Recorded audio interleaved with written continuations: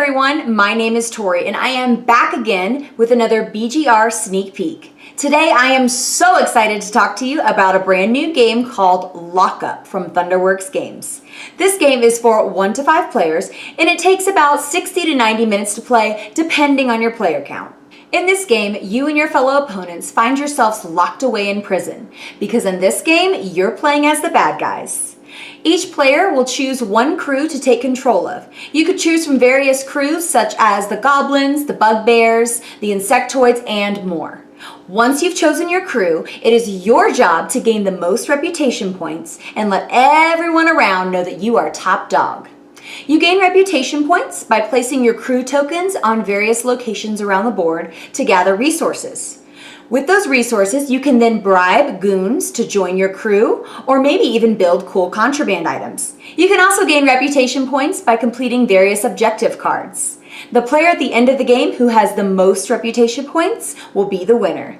All right, we are all set up for our 2-player game of Lockup. It's going to be the bugbears versus the goblin crew.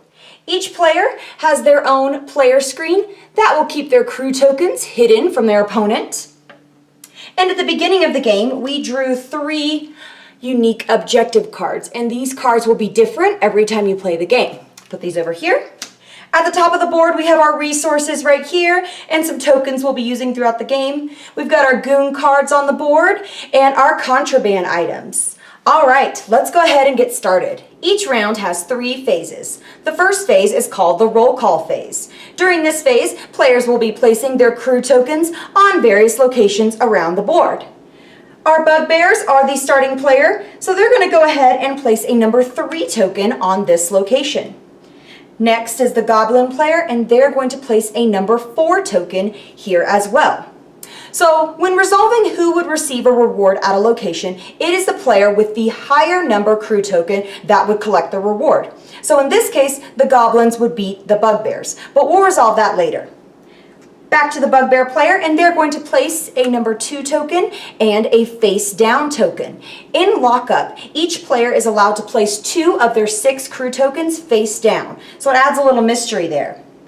Now the goblin player would really like to get this resource, so they're going to go ahead and place 2 tokens here and hope that this number is enough to beat out the bugbear player.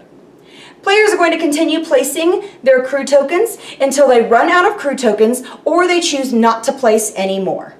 Now that everyone has placed their crew tokens on the board, it's time for the lights out phase.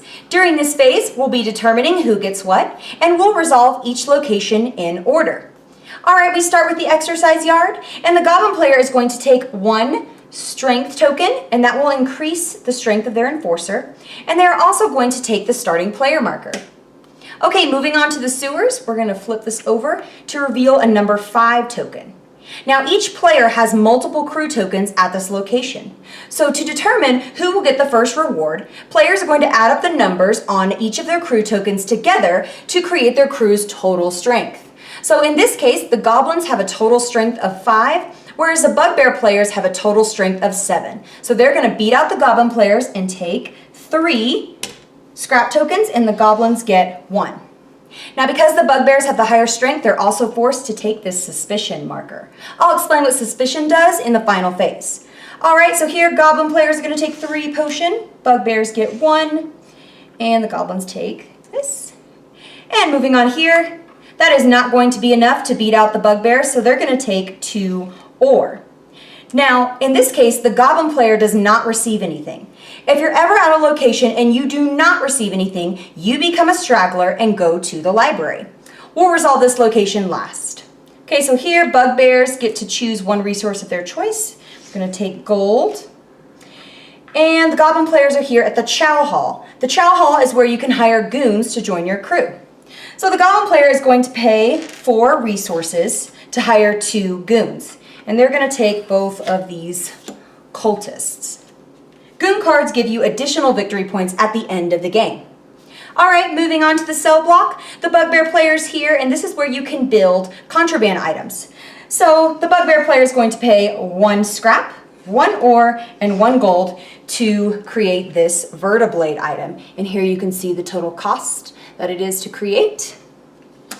And because I have this item gives me 14 reputation points. So I'm going to move all the way up. Awesome. All right, finally we have the library. The Goblin player is going to draw 2 tome cards, choose one to keep, and then place the other at the bottom of the deck. Tome cards allow you to do things like mess with your fellow opponent or break rules in the game, so they are very valuable to have. All right, so that concludes the lights out phase. And finally, we have the patrol phase. During this phase, we'll be preparing for the next round of the game. The first thing we do is players take back all of their crew tokens off the board, which I've already done, as well as replenishing any item cards and goon cards on the board. The next thing we do is check for a raid. If a goon card requires you to place a suspicion marker, but the supply is empty, then a raid occurs. When this happens, players count up their total number of suspicion markers on their player boards. The player with the fewest suspicion will receive reputation points. But since our supply is not empty, a raid does not occur and nothing happens. The last thing we do is move the round marker up to round 2. After the 6th round, the game will end. And that is Lockup from Thunderworks Games. Be sure to check it out on Kickstarter September 18th. I have to say, I have had a blast playing this game. I'm a huge fan of worker placement games, but they don't always hit the mark for me. But I'm happy to say that Lockup does. One of my favorite things about the game is the fact that you get to place 2 of your 6 crew tokens face down. It's such a small, simple mechanic that somehow adds so much tension to the game. There are these moments when your opponent places a token face down and you're just sitting there staring at it and trying to deduce what it might be and really hoping that the token you place down will be of higher value. It's moments like these that really make me love a board game. Another thing that I really liked about this game is the fact that every time you play, your strategy will change. Depending on what cards have been placed on the board and what objective cards have been drawn for your game, you will have to adapt your strategy to that. I've played this game many times and I have never been able to use the same strategy twice, which is great. So if you're like me and you enjoy worker placement games that are competitive, fresh, and fun, then I would highly recommend you check out Lockup on Kickstarter. Don't miss out. For more fun board game content, be sure to check out Board Game Revolution on Facebook, Instagram, and Twitter. And you can subscribe to our YouTube channel. As always, you can follow me on my board gaming adventures on my Instagram at Game Talk with Tori. Thank you guys so much for watching and happy gaming. Bye!